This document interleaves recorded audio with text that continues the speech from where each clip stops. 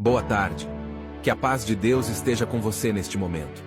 Nesta tarde, quero lembrá-lo de que Deus é a fonte de toda inspiração e esperança. Ele é o nosso refúgio em meio às tribulações e nos fortalece diante dos desafios da vida. Deus é o Pai amoroso que nos sustenta e guia. Ele conhece cada detalhe das nossas vidas e está presente em todos os momentos. Que nesta tarde você possa sentir a presença divina, renovando suas forças e trazendo consolo ao seu coração. Em meio às correrias do dia a dia, é importante reservar um tempo para se conectar com Deus. Busque a sabedoria e o direcionamento divino em suas escolhas e ações. Deixe que a luz do Senhor ilumine o seu caminho e inspire seus pensamentos e palavras. Que esta tarde seja uma oportunidade para cultivar a gratidão a Deus.